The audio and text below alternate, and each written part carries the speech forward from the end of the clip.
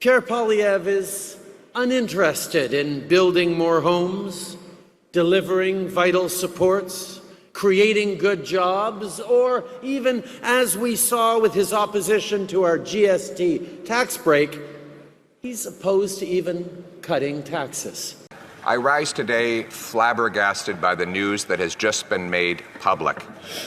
The government has finally revealed its true deficit number. Remember, this finance minister, this outgoing and now former finance minister, told the world that she was putting in place guardrails to limit the damage that her deficits could do. But what makes Poilievre different is that he's willing to actively bet against Canadians and Canada. He says Canada is broken while actually trying his damnedest to break it. Unemployment is rising and, according to this budget, expected to exceed 7% by the end of next calendar year. The gap between per capita GDP in Canada and the US is now 30,000 in Canadian dollars, 30,000 it was equal 10 years ago. This is the worst gap since at least the Second World War, and some say the worst gap in a century. Now, Canada is the best country on earth, but it's not perfect. That's why I wake up every single day thinking about how to make this nation work better for all Canadians. But you know what was bad about this promise? This promise didn't belong to this Prime Minister. It wasn't his promise to break. It belonged to all of us. And our purpose is to bring home that promise. You, not me or any other politician, are the beating heart of this movement. You are the ones that never shy away from knocking on doors, from making phone calls. Vous donnez votre temps, vous donnez votre argent. Vous portez notre message auprès de vos amis, votre famille, vos voisins. Vous portez notre vision pour le futur du Canada. You are the ones that know that when we all put in the work together, we can accomplish great things. Great things like the Canada Child Benefit, like childcare, like middle-class tax cuts, like the most ambitious housing plan in decades.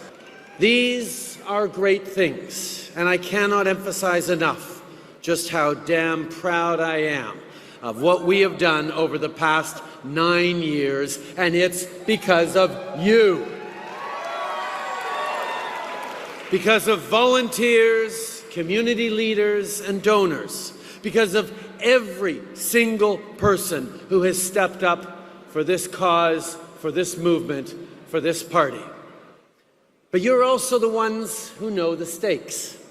Pierre Poilievre is uninterested in building more homes, delivering vital supports, creating good jobs, or even, as we saw with his opposition to our GST tax break, he's opposed to even cutting taxes.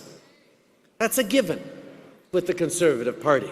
But what makes Poilievre different is that he's willing to actively bet against Canadians and Canada.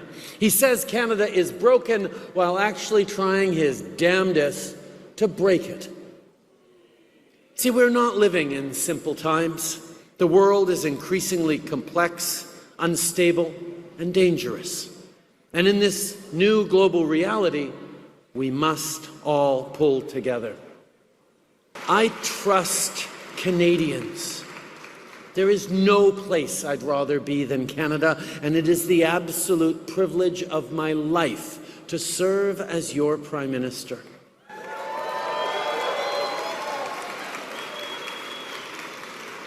Now, Canada is the best country on earth, but it's not perfect. That's why I wake up every single day thinking about how to make this nation work better for all Canadians. That mission to consistently put in the work so that we're living up to our ideals and values, that's at the core of what makes us Liberals. And it's why you show up here, even on the toughest days, as a party.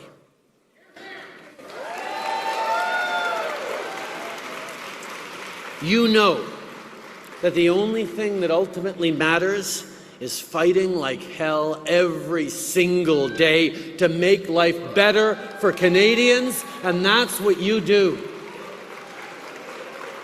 So please, enjoy your holidays, recharge by spending some much-needed time with your loved ones, and come back ready to show Canadians we have a serious, positive vision for the future of this great country that is worth fighting for. I rise today flabbergasted by the news that has just been made public. The government has finally revealed its true deficit number.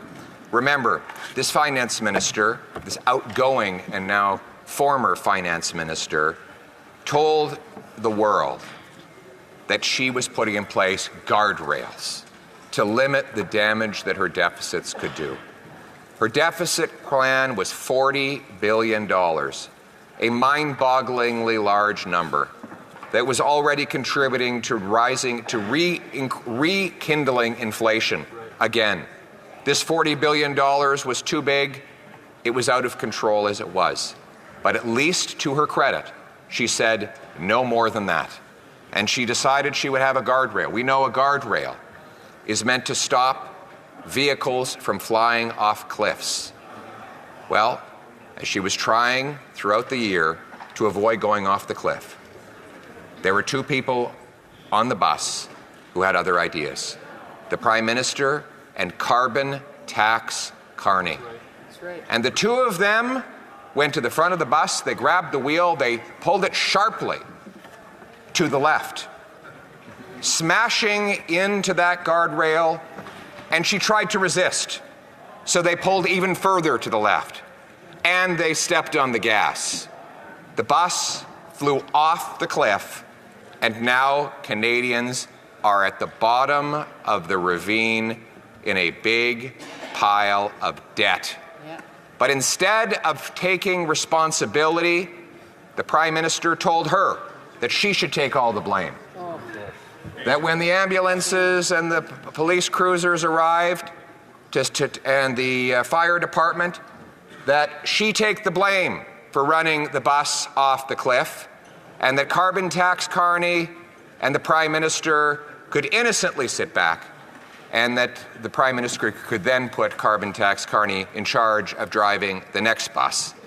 The good old boys in the back room would protect themselves and make the Finance Minister, the then Finance Minister, take all the blame. Reminds you of the way they treated the former Attorney General, a brilliant and brave First Nations woman who refused to kowtow to corruption.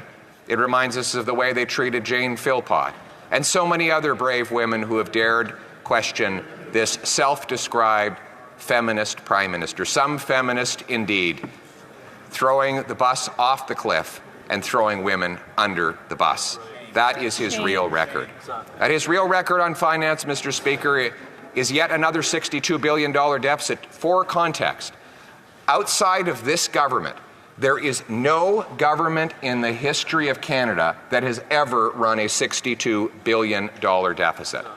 Not even in the 90s when the Wall Street Journal said that we were a third world basket case. Not even during the massive global economic crisis did the deficit come anywhere close to that. And here we are, with the global economy growing, with the American economy booming in stable times. This deficit is 100% at the feet of this irresponsible Prime Minister and his personal economic advisor, carbon tax Carney. That's right. Now, Carney says he doesn't even want the job of Finance Minister. He doesn't even want to try and drive the crashed out bus after he helped run it off the cliff. And they couldn't find anyone all day. In fact, no one will appear today even to defend this incredible disaster of a budget. Look at the consequences in human terms, Mr. Speaker. We have 1,400 homeless camps in Ontario, 35 homeless encampments in Halifax alone, we have 2 million people lined up at food banks. Scurvy is making a comeback. The government admits that 1 in 4 children are going to school hungry every single day. Unemployment is rising, and according to this budget, expected to exceed 7% by the end of next calendar year. The gap between per capita GDP in Canada and the US is now 30,000 in Canadian dollars, 30,000 it was equal 10 years ago. This is the worst gap since at least the Second World War, and some say the worst gap in a century. Canadian workers are only getting 55 cents of investment for every dollar an American worker gets. $500 billion Canadian investment dollars, which works out to almost a quarter of our economy, has left net to go to the United States, where it builds pipelines, factories, warehouses, pipelines, business centers, Canadian investment dollars paying American wages, while our workers go starving for investment and for salaries to pay their bills.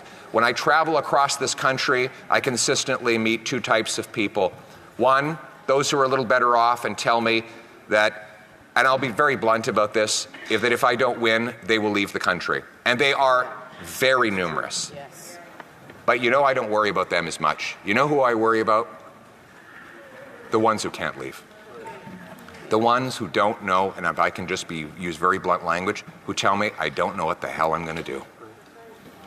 I have no idea how I'm going to pay my way. That's right. I met a waitress at a restaurant not long ago, and she came up to me and she grabbed me by the hand and she said, "You have to win." And I said, "Oh, thank you, I appreciate your support." She said, No, it wasn't a compliment. You have to win." And then she told me her story. She told me that she was working 1 full-time job and 2 part-time jobs just to pay her bills. As a single woman in her late 50s. And she was tired of working all the time. So she cut everything out of her budget, every creature comfort, everything she enjoyed about her life, she cut it out so that she could drop one of those part-time jobs. And then one morning, she woke up and she walked outside and her car was gone. And she called her insurance and they said they weren't going to cover the replacement value. So she had to take that job back because she simply cannot live her life without a car. Now you can bet your bottom dollar the guy who stole the car, he was probably out on bail. This was not his first job. That's right. Her taxes have gone up.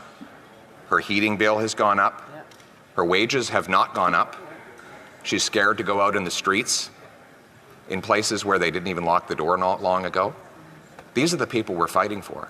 These silly games over here, they're very entertaining. The soap opera that everyone's seized with today, that's all fine. But there are real people whose lives are on the line here, and we have a duty to work for them. And quite frankly,